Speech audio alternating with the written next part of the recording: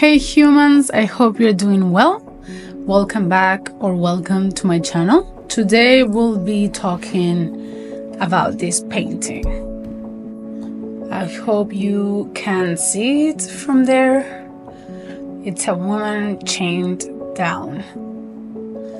So it's not a painting video. You can see the whole process, like painting process of this video, and in a separate video that I did for that. Also, this is still wet. It's an oil painting, so it has days to go to be completely dry. And then I'm gonna put it in a frame that it's here to my left that I also hand painted for it after I varnish it. And all of that will be in that separate video about the painting. So we're not going to talk about the painting itself, but more like what inspired me to paint it. So many times you do catharsis with your art. Many artists and art is just created with the purpose of doing catharsis, like kind of art therapy. Sometimes you paint what you feel, like on purpose. Sometimes you have a feeling or a pain or a meaning or something, like a message you want to say, and that comes first and then you paint it.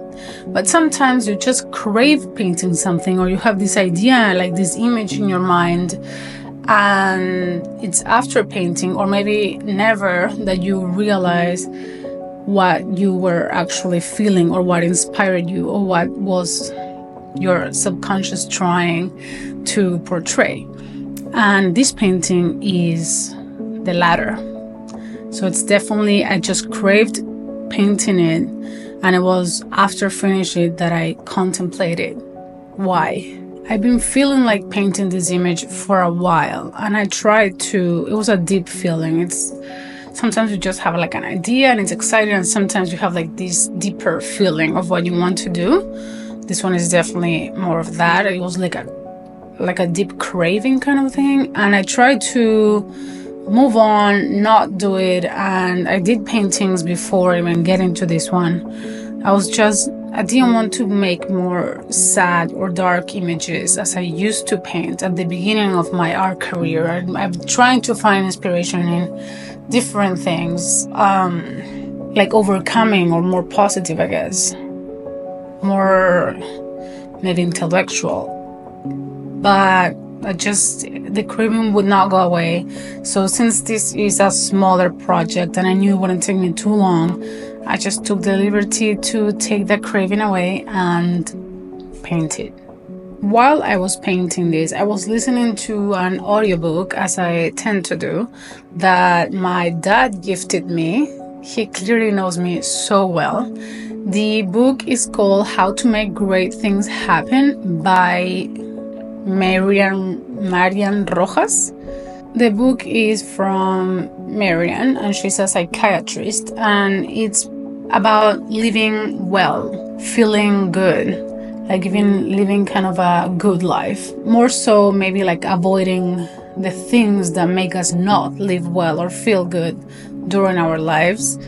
She was like broadly describing all these like psychological and psychiatrical things that come on the way, more like broadly and commonly nowadays, of being happy. Although happiness is like not a constant thing, but that's why I'm trying to use like well-being as the word more than happiness. She would describe these things like separately, and she would use patient cases as examples to like clarify. I actually absolutely recommend this book. My dad really knows me well. This book represented me so well, and I definitely recommend it to you. It's a fun read, but also I think it's very hard to not have some kind of epiphany or bring something from your subconscious to conscious and be like, I didn't realize that was that big of an issue, or I didn't realize I was doing that, or I haven't thought about it that way, and maybe if I could work in that, I could, well, live and feel better.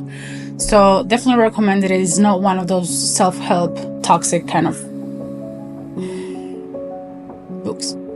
So more towards like the end of the book, she talks about one condition that it's called chronophobia. I hope I'm saying that well. It's such a perfect name.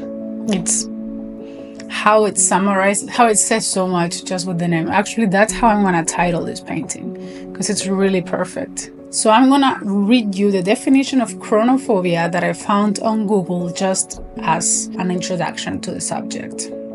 So chronophobia is an anxiety disorder that causes an extreme fear of time or the passage of time. It's also known as time anxiety or prison neurosis. And that's what I came up in Google just doing a quick search. Her description of it was so much better than that definition. But just to start, I'll try to summarize and paraphrase her description and definition of chronophobia. It's kind of an addiction to productivity, an obsession with using time efficiently and purposefully, and an aversion of wasting time or relaxing or using time in a way that you don't feel it's moving you forward or moving you towards something. And this description fits me perfectly. That is me, or that has been me. I've been working on it for months now, so it's not completely me anymore, but it took me a very long time to realize this was me. I didn't have the book to realize so either. I had symptoms of having this, disorder, but I was very, very far from realizing that was the root cause of those symptoms. Actually, the chronophobia is something I was proud of, didn't think about it as a phobia at all. And the symptoms, I was very rationally and intellectually trying to find a root cause, and I was so far from this kind of root cause. So let me explain. Let's start from the beginning. Since I was a kid, since always, my nature is very chaotic. Chaotic? How to pronounce that? Chaotic. My room was a mess. I would never finish schoolwork on time. Pleasure and fun were always a priority for me. I would have projects or things that I wanted to learn, but I would never follow through. I would start and very quickly abandon them. I didn't have the discipline or the focus to follow through. My poor parents, clearly suffered because of this, and they tried different methods and different incentives to get me on the right track, or at least away from that track, and nothing would really work. I would maybe tidy up my room one time for the right incentive or the right punishment or the right method, but it wouldn't change how I was. Luckily, I'm intelligent enough that I did well in the PSU, that it's kind of the the equivalent of SATs in Chile, where I lived at the time. So I got into a pretty decent school, actually a very good school, in commercial engineering, which is a career that doesn't exist here, but it's very common over there. And it's a mix between business and some engineering, lots of math kind of thing. And that was not my passion. I didn't want to study that. That wasn't and isn't my passion.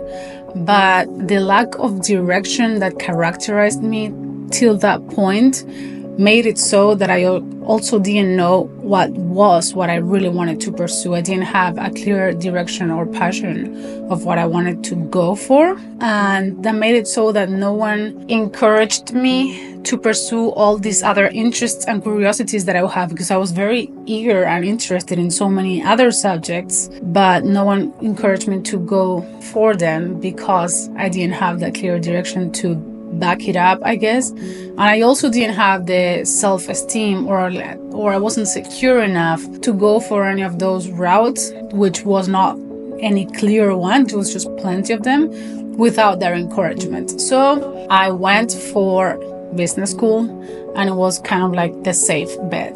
During my first year in this career of college, my parents moved to Colombia. So I stayed in Chile living with my brother in an apartment Without them, our apartment and life was a complete mess.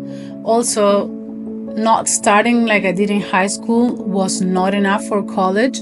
By the end of the semester, I was failing almost every class I had. I was in terrible shape and I had way too many health issues for someone that age. So it was clear that I needed to get some kind of structure or life would crush me for sure. They would kick me out of school. And also, it just wasn't happy. I guess if I was happy in that chaos, it would be a different story, but I wasn't. I was very depressed. I was already on antidepressants, and it was just not looking good for me. So that's when it all started. I started making to-do lists. I started making insanely detailed schedules for myself, like daily schedules and monthly and weekly schedules. I started using a lot of alarms. I would use timers for absolutely everything, even for to check my messages. I would have 15 minutes scheduled into my day to do that. Everything was timed. I started to go into the gym insanely early. I started to go to the university's library for hours every day, even if the test wasn't even close to happen. It became all about this routine, about sticking to it, and about checking items off the list. I'm not gonna deny at first this was awesome. I didn't even know I had it in me to be this way. So a little glimpse of self-esteem, probably one of my first ones. I didn't have much of a self-esteem at that point, came from it. I was kind of, I guess, proud of it. My parents were proud. People would admire me. I would meal prep. My apartment and routine was exactly the opposite from a mess. I had good grades. I was in shape. Really everything. I was in campus from 7 in the morning so I could work out for a couple of hours, and then the library, and then I would go to class to 9 p.m. because I would take the later classes, so I would have all this time in the beginning of the day for these things. I thought it was great at that point, but it got out of control. It wasn't balance that I had found. It was an extreme order to keep the chaos in check. And the depression didn't go away. The health issues didn't go away either. And I didn't realize, and the other extreme of the extreme I was in was expecting me another kind of problem. Over the years, I started pushing more and more. I started missing all my social events because I had to do these things. I had to stick to my schedule. I started waking up earlier and earlier to fit all the things that I had to do. I started waking up at 7, then I moved it to 6, then I moved it to 5, then to 4:30, then to 4, then to 3:30 in the morning. I'm not kidding. I woke up at 4 in the morning or earlier for many years, maybe 6, 7 years. And it was never enough. There was no minute in my day till I went to bed that wasn't scheduled, that didn't have something productive to do, in that time block. And it was never enough. I was never fit enough. I was never productive enough. I was never happy enough. I was never enough. It was never enough. It didn't help that after college, I decided to be an artist. So my metrics of success weren't great anymore, but making a living out of my art. And that's very hard if you don't know. I guess everyone knows, starving artist is what we say. So I would blame that lack of success or that lack of stability that I never got to with my art to not be doing enough. And I would educate myself, learn more and more how to actually make it with what I wanted to do, how to achieve this goal. And I read all these self-help books, art business books, podcasts, everything. And most of them would just give you a new technique, which means adding something more to my schedule that I had to do. and more and more and more, or they would just tell you that you have to like outperform everyone. So basically effort equals success. You just have to push further than anyone. So it was all an excuse or a motive to keep pushing and doing more. Then over a decade went by of this shift in me, and things started to get bad because of my lack of sleeping, excessive exercising, eating too little, because I was eating once a day, both to cut calories and to be more time efficient, because I would have to cook and clean just once a day. My thyroid, my metabolism, they were all a wreck, which meant I was not putting any muscle, I was not losing any weight, I did not have any energy, and a lot of other weird symptoms that comes with it, like insomnia, stress, panic attacks. Dude, so much, like my eyes were dry, so much things I couldn't see straight. Anyways, it wasn't fun, especially the panic attacks, hypoglycemia. It was miserable because of not making a living out of my art, and all my efforts amounting to nothing but financial stress. That glimpse of self-esteem that I had gained by being able to stick to a schedule and push hard and all these things actually disappeared, and I was feeling like I wasn't doing or being enough, and that self-esteem was gone again. And my life became stress. But I never gave up. And I kept looking for the thing, the technique, the thing I was missing to change everything around. Or maybe it was just a lack of keep going, of more time, of more effort. So that in the hopes that I would find the thing that would change this situation around, and for me to be happy or satisfied that I have made all this time sacrifice, all my 20s, all these things for something, that it would be worth it. That poor self-esteem that I had at that point because of it also pushed me to do things that talk about a lack of respect and pushed my psyche down the hill forward. I guess it was already not great, but those things, I guess, were the breaking point. Adding those things to it was what made me go all the way to the bottom. Although I don't know if, since I never stopped pushing, I don't know if there's a bottom here.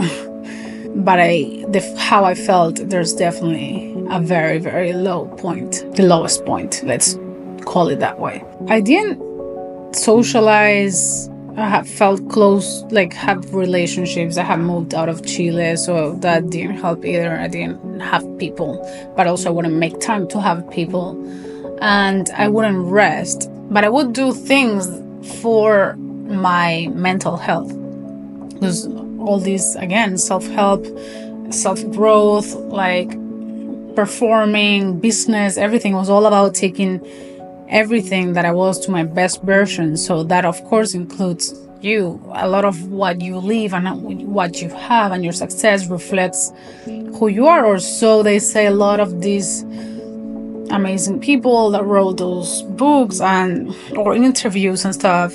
So I definitely, like, my schedule wasn't only working.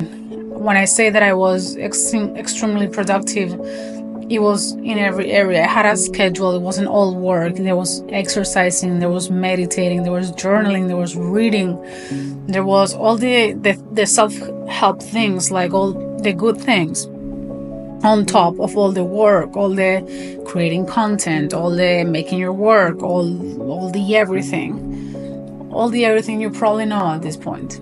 So I kept going without analyzing what this was doing to my body and my mind and my everything. But I guess my mind and my body didn't come with me. I started having now kind of insane symptoms. My thyroid stopped responding to my medication that I had been taking since I was a teenager, and that brought a lot of problems. I started having vertigo. It was really bad. Tinnitus, ringing in the ears. Paresthesia, that if you don't know, is your body going like numb. I will have tingly hands and arms and legs. My face would go numb, like I couldn't feel it. I would get dizzy. I couldn't sleep. I would cry a lot. And I went to ER more than once, thinking I was really about to die. I went to thousands of doctors. It felt bad. It was bad. Since the essence of me was still that the way of solving things, the way of getting better, the way of being better, the way of getting anything you want in life is by pushing, doing, fighting.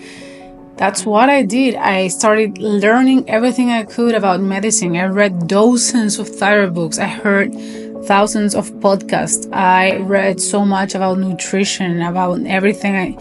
I started, of course, adding all those things that they would recommend to my to-do list, to my things.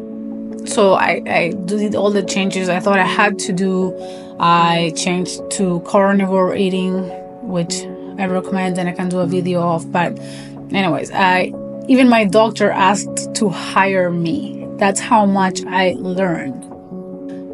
I never for a single second thought maybe what I had to do or maybe the solution was to slow down. I did start therapy, but it was because I didn't think it was a psychological thing at all.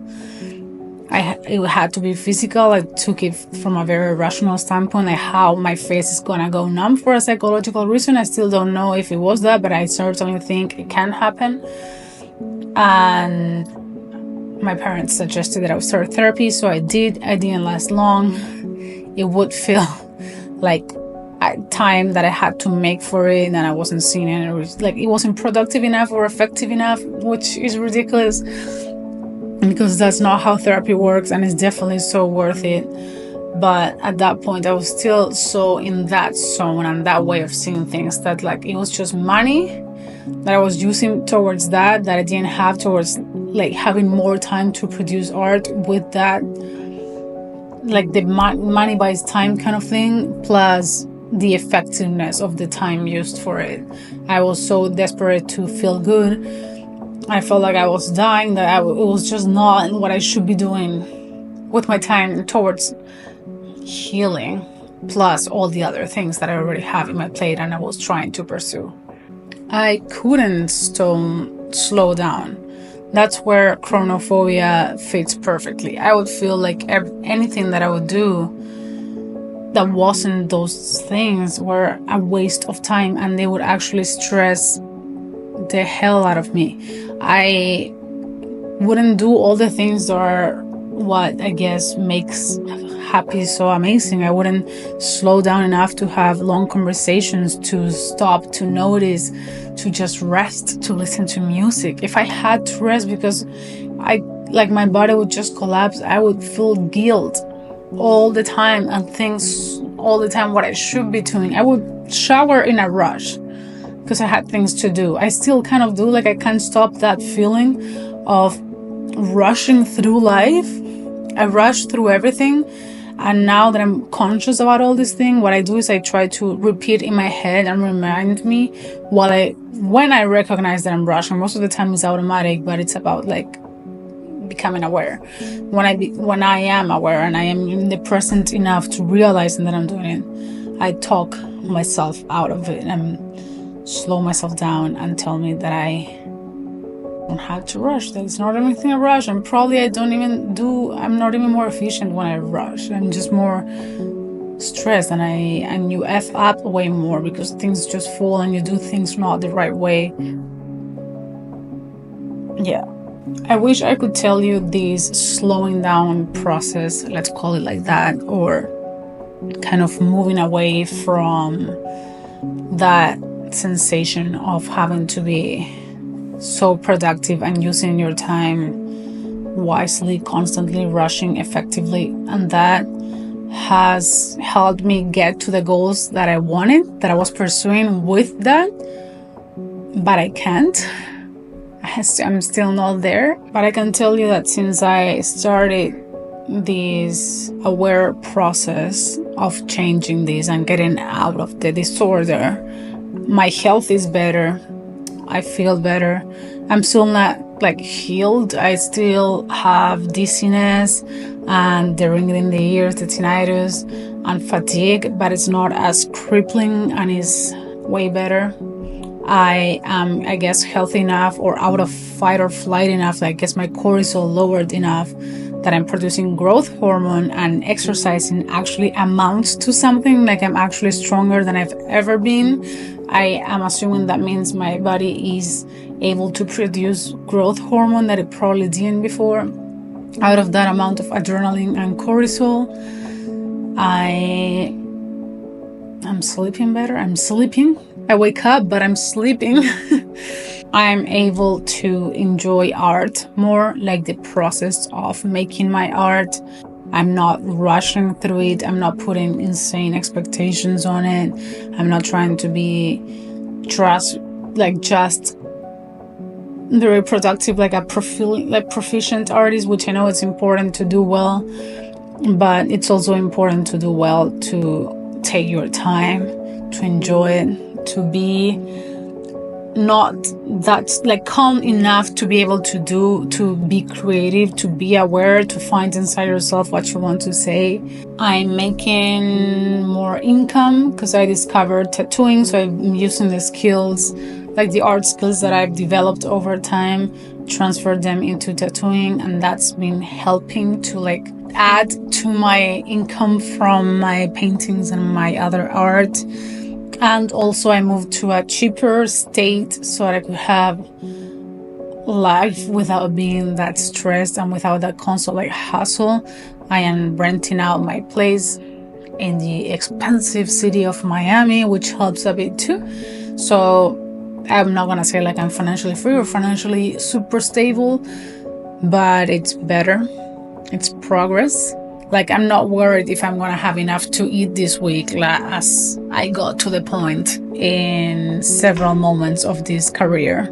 I have an amazing, beautiful, romantic relationship, and I take the time to enjoy and feel and have time of that love without feeling guilt of not being doing something else, which was hard. It was very hard at the beginning to find that balance because I didn't have kind of time for it.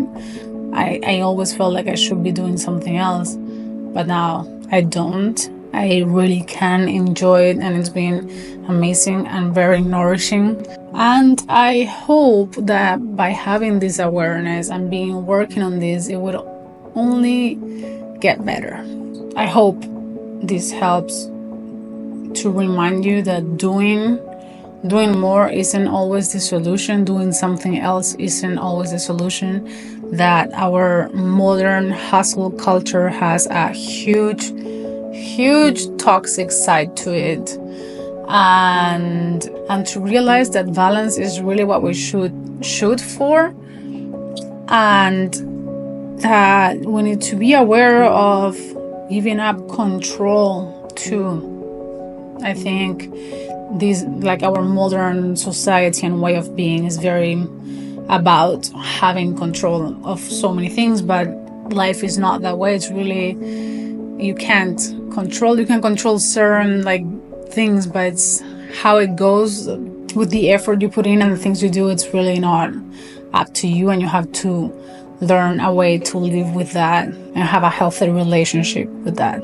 So if you can relate to this, or you have another version of this, or you have something to add, or you don't agree, or whatever, I would love to see what you have to say in the comments. If you want to see more of me and my work, you can subscribe to the channel. And that's it from me today. I hope it made sense or helped in some way. And yeah, bye humans.